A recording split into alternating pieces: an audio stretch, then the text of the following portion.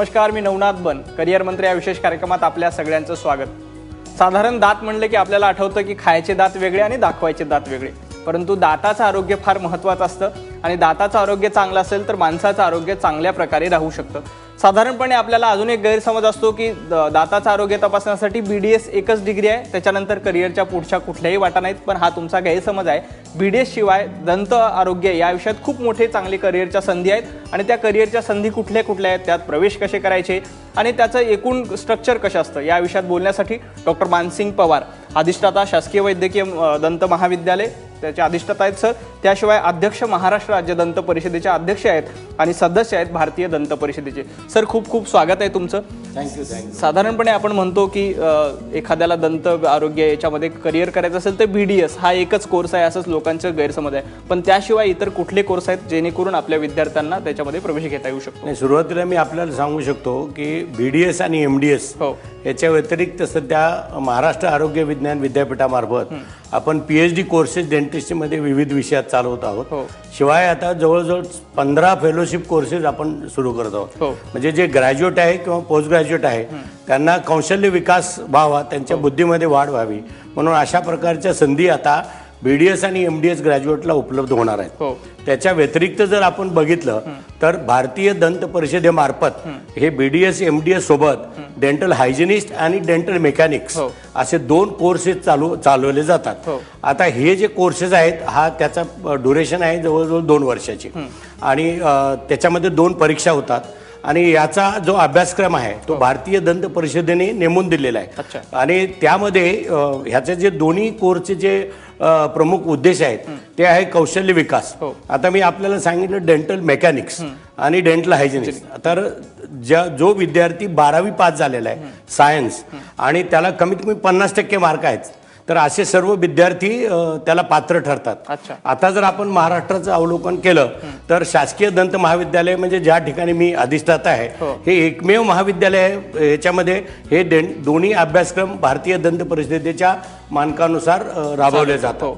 मग जो विद्यार्थी 12वी पास झालेला आहे मग आम्ही त्याचे ऑलरेडी आता म्हणजे ह्याचा जी प्रक्रिया आहे प्रवेशाची ती ऑलरेडी सुरू झालेली आहे. जवळजवळ 150 विद्यार्थ्यांनी अर्ज केलेले आहेत आणि त्याच्यातून प्रत्येकी आम्ही डेंटल हायजिनिस्ट आणि डेंटल मेकॅनिक यांना 10 विद्यार्थ्यांना प्रवेश देणार आहोत आणि हे प्रवेश हे त्यांच्या गुणवत्तेनुसारच दिले जातील. त्याच्या व्यतिरिक्त 10 पैकी म्हणजे शासनाच्या किंवा आपल्या धोरणानुसार मागासवर्गीय विद्यार्थ्यांना 50% जागा जातात. अशा पद्धतीने तो प्रवेश दिला जाईल. एकदा विद्यार्थ्यांनी प्रवेश दिला तर पहिल्या वर्षाच्या शेवटी त्यांचे एक जे काही त्यांनी शिकलेलं आहे त्याचे एक परीक्षा घेतली जाते. दुसऱ्या वर्षाच्या नंतर एक परीक्षा घेतली जाते आणि त्याची अंतिम परीक्षा झाल्यानंतर मग त्याला भारतीय दंत परिषदेच्या नियमानुसार महाराष्ट्र दंत परिषदेमध्ये त्याचं नोंदणी केली जाते. आणि असे जे नोंदणीकृत लोक आहेत जे डेंटल हायजिनिस्ट आहेत किंवा डेंटल मेकॅनिक्स आहेत त्यांना हा महाराष्ट्रामध्ये किंवा इतरत्र कुठेही आपलं काम करता येतं. मला आणखी एक प्रश्न विचारा. साधारणतः वैद्यकीय किंवा डेंटलची परीक्षा दिल्यानंतर नीटची परीक्षा देणं आवश्यक असतं अशा विद्यार्थ्यांना. तर या कोर्समध्ये या दोन्ही कोर्समध्ये तुम्ही 12वी नंतर जे कोर्स सांगितले त्याच्यामध्ये नीटची परीक्षा आवश्यक आहे का किंवा CET आवश्यक आहे? नाही, ह्याच्यामध्ये नीटची परीक्षा आवश्यक नाही आहे. 12वीचे मार्क आणि त्याचे जे काय समजा टाय कुठं लागला तर शेवटी 12वीच्या फिजिक्स, केमिस्ट्री, बायोलॉजी आणि इंग्लिश ह्याच्यामध्ये जो कमीत कमी 50 आहे तो इलिजिबल आहे. परंतु 150 मध्ये आम्ही मेरिट बनवणार आणि पहिले जे 10 विद्यार्थी आहेत मग मागासवर्गीयांमध्ये अशा पद्धतीने त्यांना प्रवेश दिला जाईल. बरोबर. साधारणतः याची ऍडमिशन प्रोसेस कधी असते, कधी फॉर्म सोडतात आणि विद्यार्थ्यांना प्रवेश घ्यायचा असेल तर त्यांनी काय केलं पाहिजे? नाही, आता मी जसं सांगितलं शासकीय दंत महाविद्यालयातर्फेच आपण हा कोर्स राबवतो. त्याची प्रवेश प्रक्रिया सुरू झालेली आहे. विद्यार्थ्यांनी अर्ज मागवण्याची लास्ट डेट आता संपलेली आहे दोन्ही कोर्ससाठी आणि ह्यासाठी जवळजवळ 150 अर्ज आलेले आहेत. मी जसं सांगितलं तसं आता बाकीची जी प्रक्रिया आहे तो आम्ही इंटरव्ह्यूला बोलवतो. जे युजली आम्ही सर्व लोकांना इंटरव्ह्यूला बोलवतो आणि इंटरव्ह्यूमध्ये युजली आपण काय बघतो की त्याचे मार्कशीट तपासले जातं. 12वीचे मार्कशीट, 10वीचे मार्कशीट. जो विद्यार्थी असेल समजा मागासवर्गीय त्यांनी क्लेम केला असेल तर त्याचे कास्ट सर्टिफिकेट म्हणा किंवा त्याची व्हॅलिडिटी सर्टिफिकेट म्हणा या सर्व सर्टिफिकेटची पाहणी करतो आणि मेरिट प्रमाणे त्याला अर्ज देतो. आता हे 2 कोर्ससाठी आम्ही फक्त एकच अर्ज मागवतो.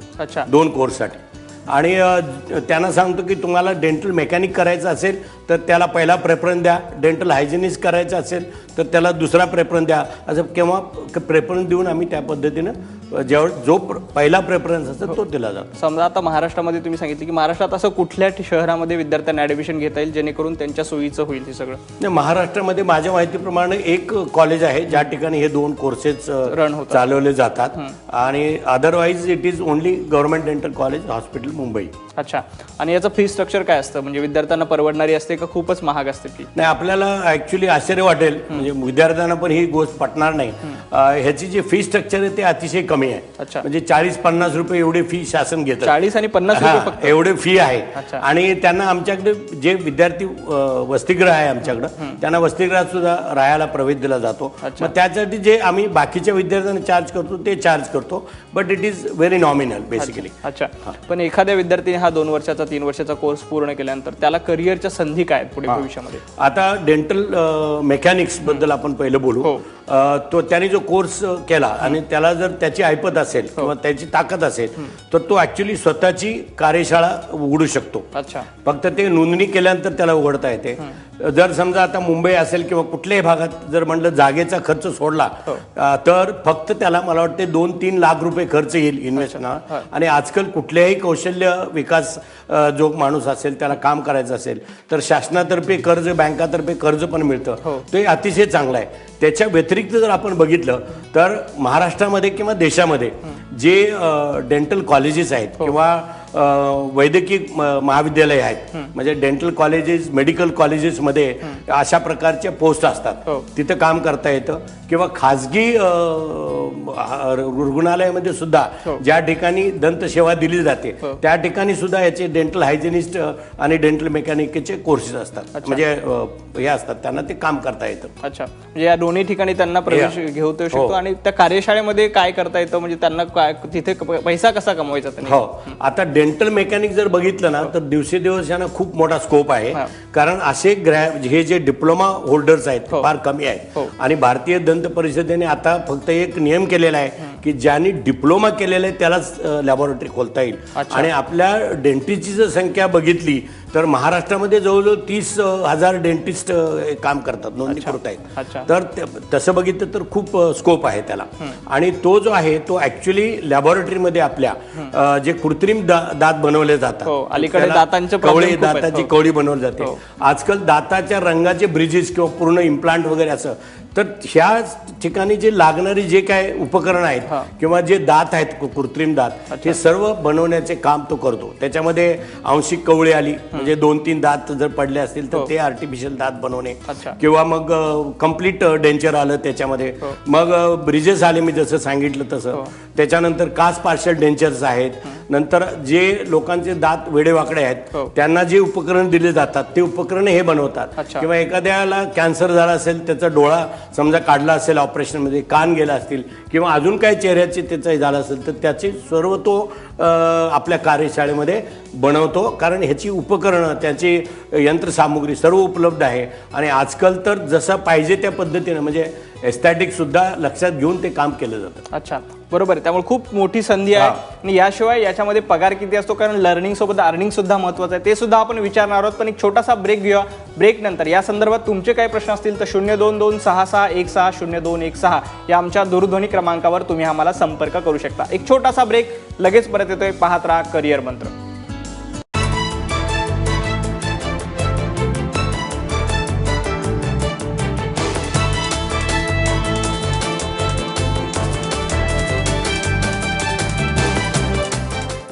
ब्रेक नंतर करिअर मंत्र या विशेष कार्यक्रमात आपल्या सगळ्यांचं स्वागत. या संदर्भामध्ये दंत चिकित्सक आणि दंत मेकॅनिक या विषयात तुमचे काही प्रश्न असतील, दंत तंत्रज्ञ या विषयात तुमचे काही प्रश्न असतील तर 022661600216 या आमच्या दूरध्वनी क्रमांकावर तुम्ही आम्हाला संपर्क करू शकता. सध्या रमेश शिंदे बोलतायत औरंगाबादहून. रमेशजी, स्वागत आहे तुमचं. तुमचा प्रश्न विचारा. नमस्कार सर. नमस्कार. माझा प्रश्न असा आहे की हा जो कोर्स आहे हा फक्त मुंबईतच केला जातो की इतरत्र केला जाऊ शकतो? आणि दुसरं की हा याचा व्यवसायासाठी याचा फायदा कसा करता येईल? व्यवसाय करण्यासाठी याचा कसा उपयोग करता येईल?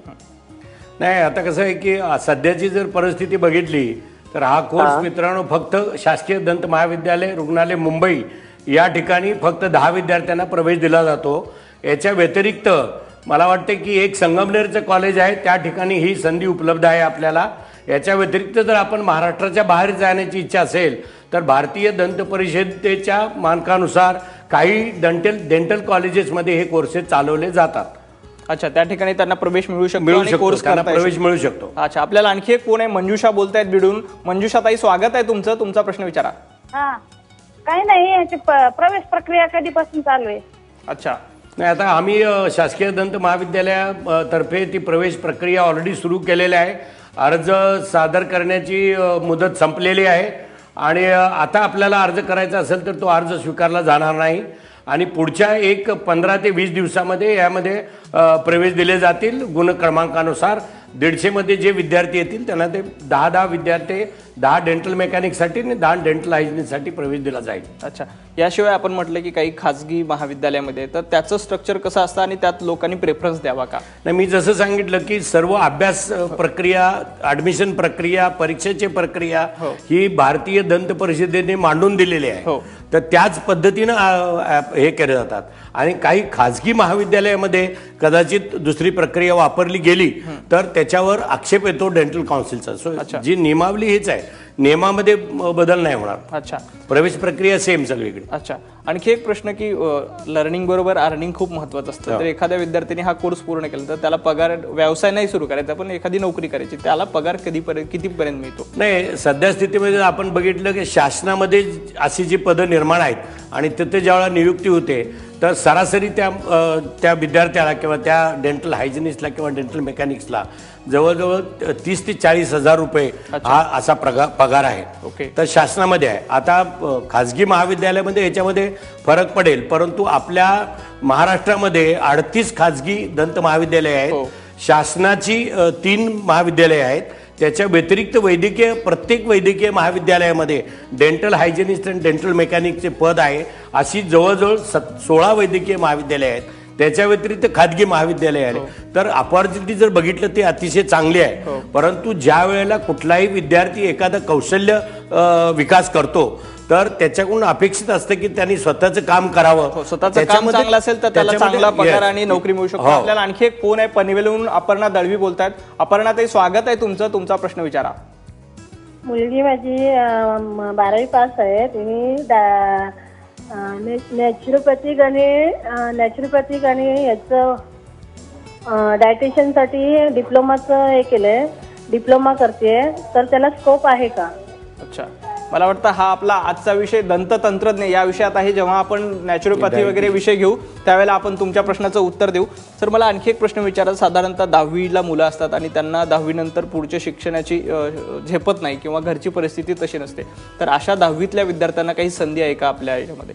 नाही, हा अतिशय चांगला प्रश्न आपण विचारला की प्रधानमंत्री कौशल्य विकास योजना नव्याने सुरू करण्यात आलेले आहे आणि त्या योजनेमार्फत देखील 4 कोर्सेस दंत महाविद्यालयामध्ये चालवले जातील। आम्ही स्वतः ते सुरू करणार आहोत आणि त्याच्यामध्ये आहे डेंटल सिरॅमिक। आपण बोलूया त्याच्याविषयी, आणखी एक फोन घेऊया। धनंजय जाधव बोलतायत बीडून। धनंजयजी, स्वागत आहे तुमचं, तुमचा प्रश्न विचारा। Sir, thank you sir. सर, 12वीला सर मार्केट लागत, सर टक्के लागतात, सर टक्के 12वीला मार्केट लागतात, सर मार्केट लागतात, सायन्स मध्ये मार्क सर। अच्छा, नाही, याच्यासाठी तुम्हाला कमीत कमी 50% मार्क असावी, परंतु प्रवेश गुणवत्ता जास्त असेल त्याला दिला जाईल। अच्छा, साधारणतः मागच्या सराव बघितला आपण तर कितीपर्यंतच्या विद्यार्थ्यांना प्रवेश मिळतो? जवळजवळ 60च्या वरतीच, 60च्या खाली कुठले विद्यार्थी ऍडमिट होत नाही। अच्छा, 60च्या वर मार्क, 60% वर जर का तुम्हाला मार्क असतील तर तुम्हाला प्रवेश मिळू शकतो। मगाशी आपण मुद्दा कंप्लीट करत होतो कौशल्य विकासचा, तर ते कुठले? तर प्रधानमंत्री विकास कौशल्य योजनेअंतर्गत 4 कोर्सेस हे डेंटिस्ट्रीमध्ये त्यांनी चालू केलेले आहेत। त्याच्यामध्ये आहे dental ceramic assistant, dental ceramic technician, dental hygienist आणि डेंटल मेकॅनिक्स। आणि याचे ॲडव्हान्टेज असं आहे, 2 महत्त्वाच्या गोष्टी आहे याच्यामध्ये सर्वांनी लक्षात घेतलं पाहिजे की त्यामध्ये जो विद्यार्थी प्रवेश घेईल त्याची सर्व फी हे शासन देणार आहे। अच्छा, आणि दुसरी गोष्ट म्हणजे ह्या कोर्ससाठी 10वी पास विद्यार्थी सुद्धा पात्र ठरणार आहे आणि याचं महाराष्ट्र दंत परिषदेमध्ये नोंदणी होणार नाही, परंतु त्यांना हा शासनाचं धोरण असल्यामुळं त्यांना जे काम जे डिप्लोमावाले करतात त्याच्यामध्ये थोडा फरक राहील, पण हा अतिशय चांगली संधी आहे. आणि शासकीय दंत महाविद्यालयामध्ये मी या ठिकाणी 2 कोर्स चालू करण्याचा माझा मानस आहे आणि या बाबतीत मला वाटतं पुढच्या 6 महिन्यात मी चालू करणार आहे. सिरॅमिक आणि सिरॅमिक टेक्निशियन हे 2 कोर्स आम्ही चालू करू. 10वीच्या विद्यार्थ्यांना प्रवेश दिला जाईल. नियम सगळे शासनाचे तसेच राहतील, परंतु याच्यामध्ये पात्रता असेल 10वीचा विद्यार्थी, आणि जो विद्यार्थी प्रवेश मिळेल त्याची फी जी आहे ते शासनाकडून आम्हाला मिळेल, केंद्र सरकारकडून आपल्याला मिळेल. हे अतिशय चांगले आहे. आणि मगाशी एक म्हणजे ह्याच्यामध्ये जवळजवळ 400 ते 500 नवीन वेगवेगळे कोर्स काढलेले आहेत. त्याच्यामध्ये मेडिकल आहेत, त्याच्यामध्ये शिवणकामाचे कोर्सेस आहेत, ते मगाशी डायटिशियन म्हणले अशा प्रकारचे कोर्सेस आहेत. आपल्याला आणखी एक फोन आहे. नागेश देशपांडे बोलतायत अंबाजोगाईवरून. नागेशजी, स्वागत आहे तुमचं. तुमचा प्रश्न विचारा. सर, हा किती वर्षाचा कालावधीचा कोर्स आहे सर? अच्छा, मला जसं सांगितलं 2 वर्षाचा कालावधी आहे आणि त्याच्यामध्ये 2 परीक्षा होतात. बरोबर आहे, 2 वर्षाचा कालावधी आहे आणि 2 परीक्षा होतात. त्या जर का तुम्ही चांगल्या पद्धतीने उत्तीर्ण झालात तर तुम्हाला करिअरच्या खूप चांगल्या संधी याच्यामध्ये उपलब्ध आहेत. सर, आपण इथे आलात आणि विद्यार्थ्यांना मार्गदर्शन केलं त्याबद्दल मनपूर्वक धन्यवाद. थँक्यू. मित्रांनो, करिअर मंत्रच्या आजच्या भागामध्ये इथेच थांबतो, परंतु जाता जाता एक आठवण, सर्व प्रकारच्या ताज्या बातम्यांसाठी abpmaza.in या आमच्या वेबसाईटला नक्की भेट द्या आणि पाहत राहा ABP माझा.